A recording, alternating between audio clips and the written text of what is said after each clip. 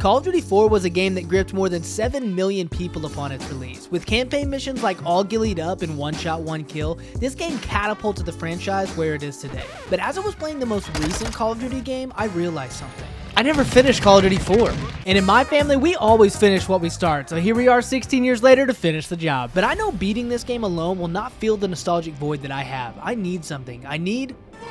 That's why today we're not only going to beat this game, but we're going to attempt to complete all 50 achievements in Call of Duty 4 Remastered. Step 1 of this incredible journey, as with most Call of Duty games, is to complete the main campaign, which sounds pretty easy until you realize it has to be done on Veteran. Step 2 will come later, but first we must learn how to shoot. No, really. Sub McTavish shows up at the SAS training camp for his first day in the outskirts of England to be shown the ways of extreme tactile procedures and fruit stabbing abilities.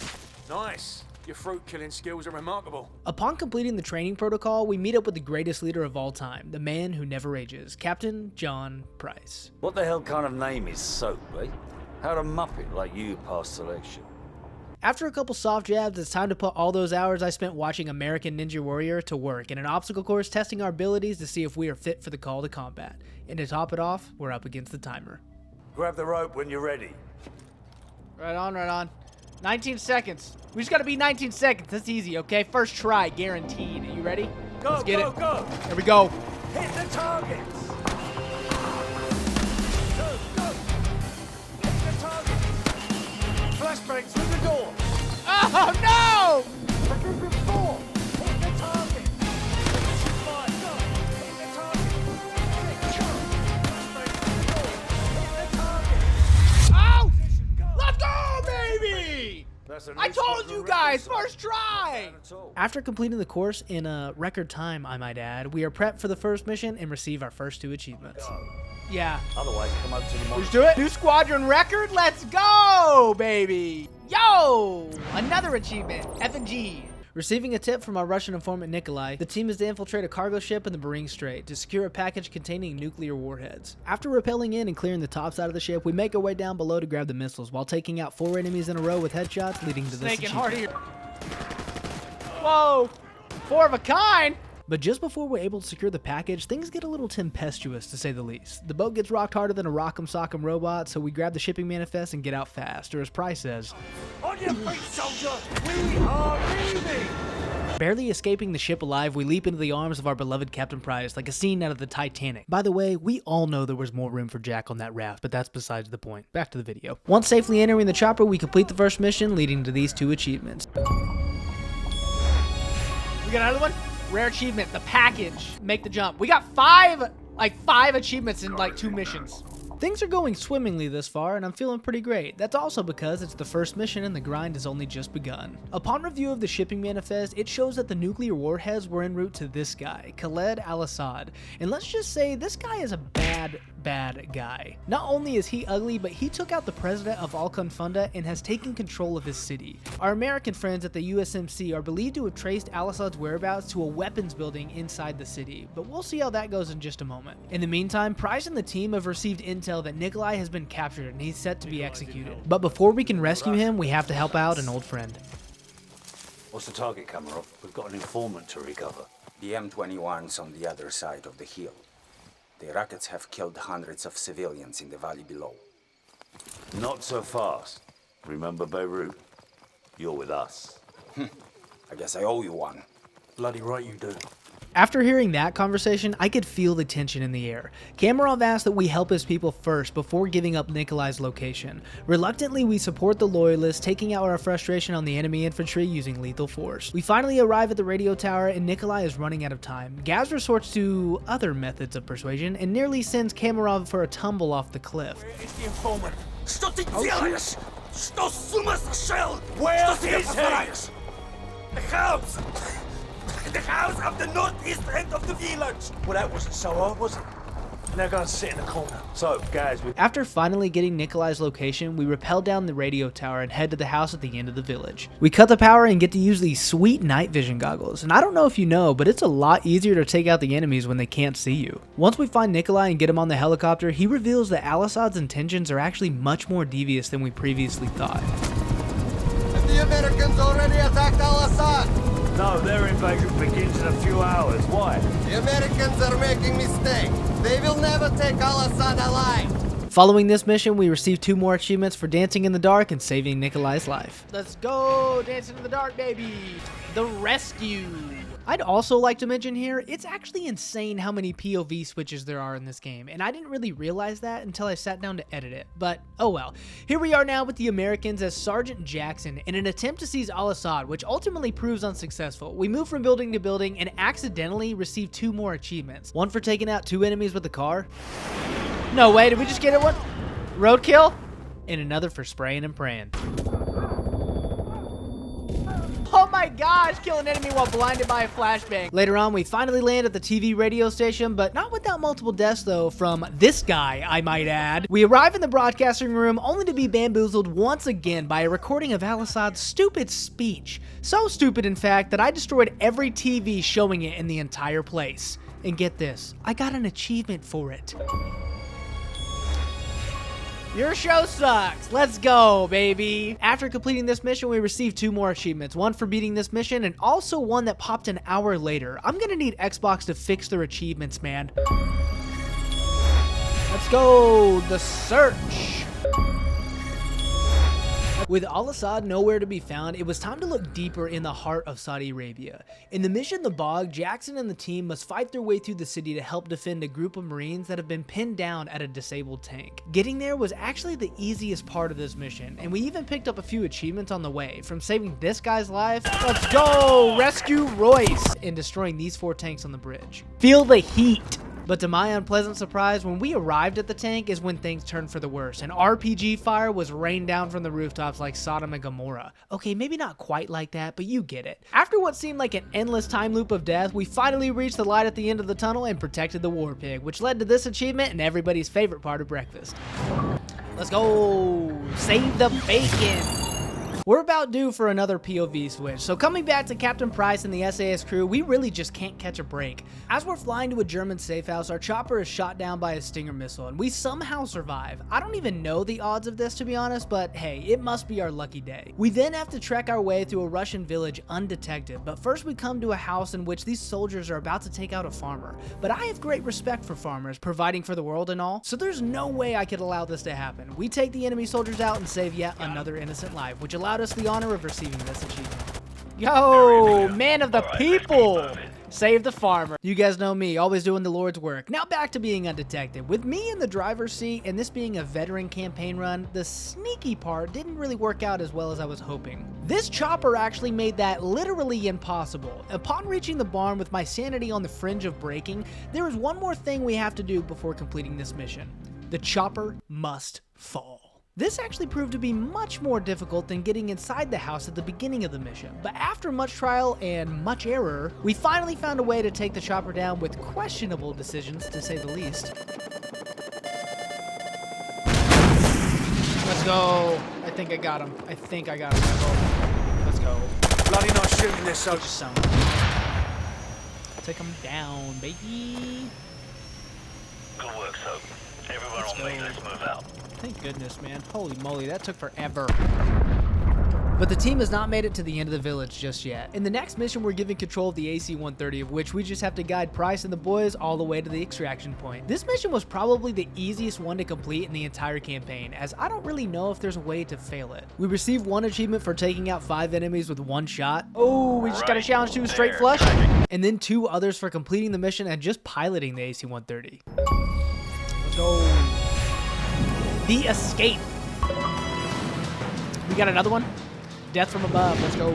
While Price and the boys are safely escorted to the German safe house, the Marines in Saudi Arabia are in quite a pickle, to say the least. Still searching for Al-Assad, we have to escort the now functioning Abrams tank to the end of the city, defending ourselves from rooftop enemies armed with RPGs. And while it may seem as if having a tank would increase my chances of survival in this situation, nothing could be further from the truth. We push our way, we inch our way forward slowly and steadily into the street, but still die multiple times to enemies from all directions, and our Marine buddies in the tank we have are useless!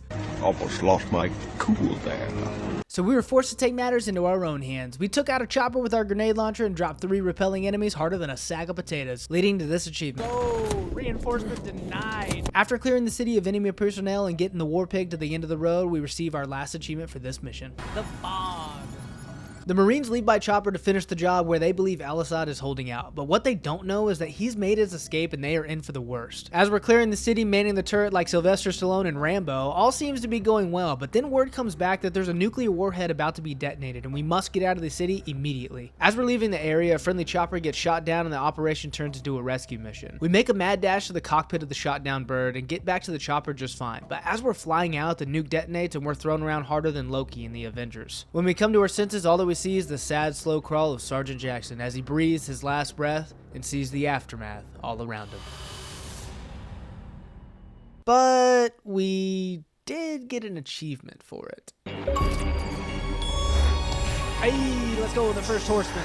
The hunt for Al-Assad isn't over yet. Nikolai has some information regarding a Russian safe house where he is hiding, and we have to check every single house, which in theory is incredibly easy. But remember, this is a veteran Call of Duty campaign we're dealing with here, people. After fighting for my life to check every single building in the village, I came to face the most difficult decision yet. Me or this dog. Now, I love dogs just as much as the next person, but with this being a fake dog and also something that's standing in the way of me getting all the achievements, I think I made the best decision for all of us. Yo, we do. Down, boy, down. After this, we came to the last house in the village, or so I thought. To my pleasant surprise, I missed checking one of the houses at the beginning of this mission. This resulted in wandering around the map in search of Al-Assad, and we finally reached the house I didn't check from my own stupidity about 20 minutes later, and then we finally received the achievement for finding the safe house. Wrong number. Captain Price kindly asked Mr. Al-Assad about where he received the nuclear missiles. It is then revealed that Al-Assad isn't even the mastermind behind what is going on, but it's actually a man by the name of Imran Zakhaev. Upon hearing this, Price puts our friend into a very deep sleep. We get another achievement for completing the mission, and now we have to go back in time to Russia. The second horseman. As a young Captain Price, this mission is pretty simple. All we have to do is get to this hotel and set up a shot to take out Imran Zakhaev the next day. But there's a catch. We have to sneak past endless waves of Russian military and without being caught. To my surprise, we made it through this entire mission to the hotel completely undetected. Even learned a fun fact that no one can forget. Look at this place. 50,000 people used to live in the city. Now it's a ghost town. Never seen anything like it. For remaining unseen throughout the entire mission, we received the achievement for Ghillie in the Mist. Ghillie's in the mist. After politely removing Zakhaev's arm from his body, we rappel off the balcony of the hotel as it explodes behind us. Making our way to the landing zone, we take down a helicopter and somehow it breaks the legs of Captain McMillan because he totally could have avoided it. And then we're forced to carry this bag of bones to the landing zone, but not without compensation because we don't work for free. Let's go! Piggyback ride. Upon arriving to the landing zone, we were met with dozens of enemy soldiers. Good thing I was trained by the best because as unlikely as it may sound, we completed this mission on the first try and received another achievement for completing the entire operation effectively. The shot. Shooting back to present day like Marty in the DeLorean. Hey, Scott! Word has reached Al-Assad's minions and they are creeping up the hill in an effort to avenge their fallen leader as we speak. What they don't know is I've played enough of this game and watched this movie, and if Star Wars has taught me anything, it's that man with the high ground always has the advantage. I have the high ground. So we climb up this church tower and see that the big man has left us a massive supply of RPGs. So we let the rockets fly like there's no tomorrow and get a sweet achievement for finding the weapons cache. Let's go, baby, the man in the high tower. All seems to be going well until right about here. You see, the whole point of this mission was to fend off the enemies and be evacuated by Chopper at the barn. But now, specifically at this point, we are surrounded and we must make our way through the enemy forces, through the village, and back down to the gas station for evac, all in under 4 minutes. But if midnight due dates in college taught me anything, it's that I thrive under pressure. We take down a helicopter with an RPG, which we get an achievement for. Whoa, did we get it? Bird on the ground? Then, using airstrikes and smoke grenades to provide enough cover, we make it to the first house and down to the graveyard, which is probably the best foreshadowing element I have ever seen. We die a few more times, and only by the grace of God were we able to make it to the chopper, team up with Sergeant Griggs, and our confidence nearly down the drain. We made it. Holy cow. Let's go, let's go! Yes! We made it, baby. Let's go!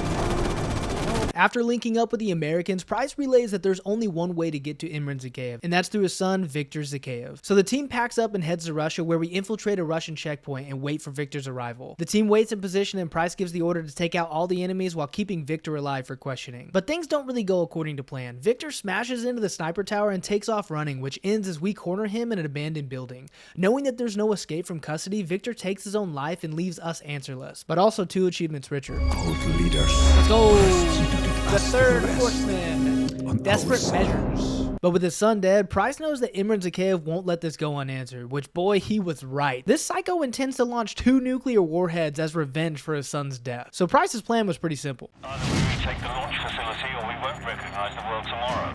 Simple plan, but really didn't start out so hot. We have to save Griggs, who's been captured behind enemy lines. Clearly, this guy did not get the same training I did at the beginning of the game. After saving Griggs, we knock out the power to the launch facility so the team can gain access. But just as we arrive at the gates to the facility, we see 2 nuclear warheads launched towards the east coast. There's another one!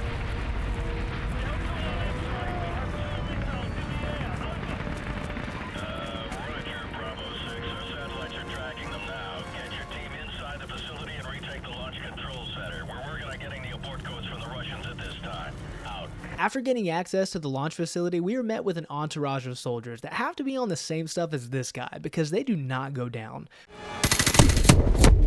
Dude, oh, they pinched us, bro? What is this, COD champs? We only have 9 minutes to get the abort codes uploaded before the East Coast is no more. But to our surprise, we completed the run with a few minutes left to spare, save the East Coast, and bag another achievement. Hot, man.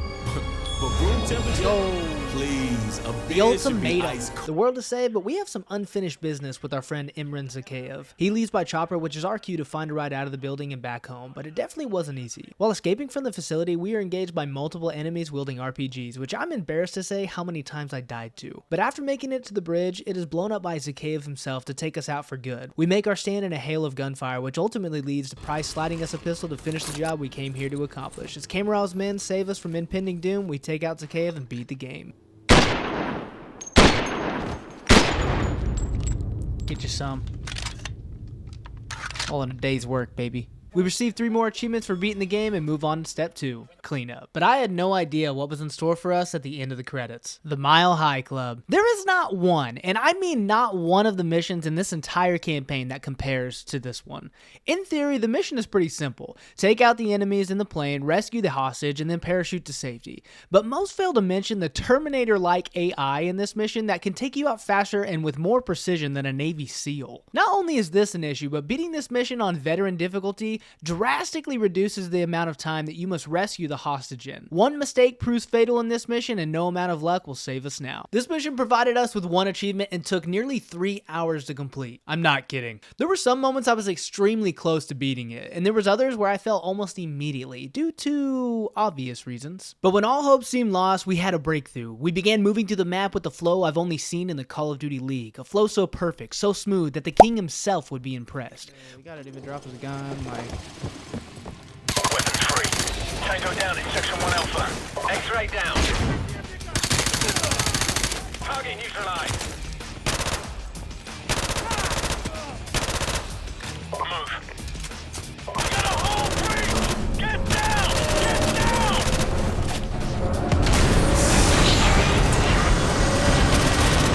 X-ray down.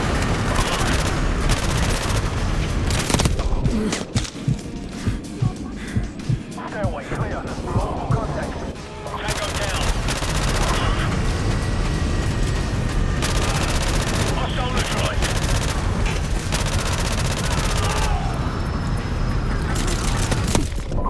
Oh my gosh, we did it. Holy cow. Please.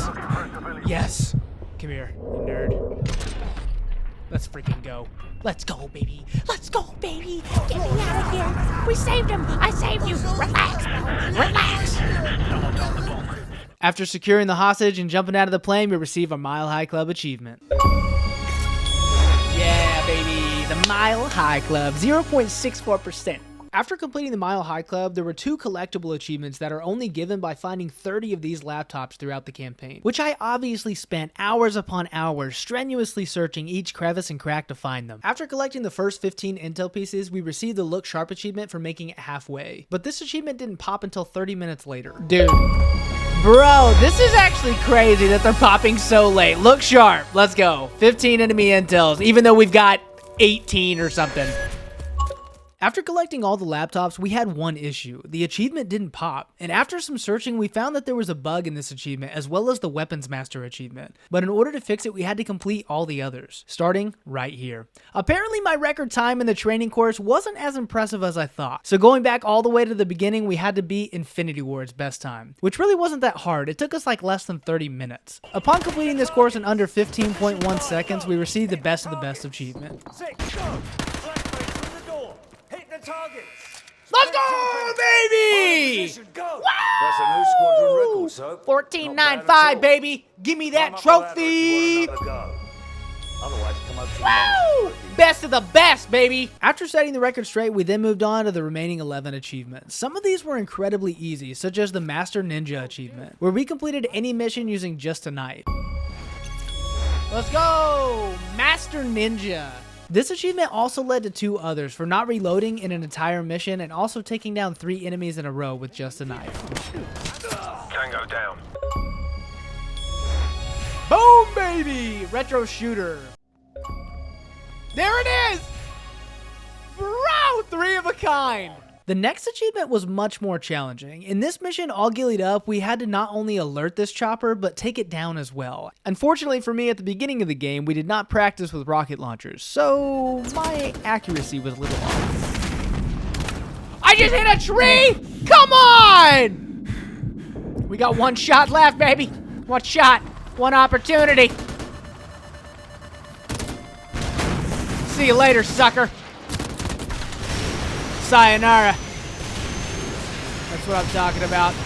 Alright, now you're just showing off. Let's go. Boom. Walk off in the distance like one of those movies, you know? As it's blowing up behind me.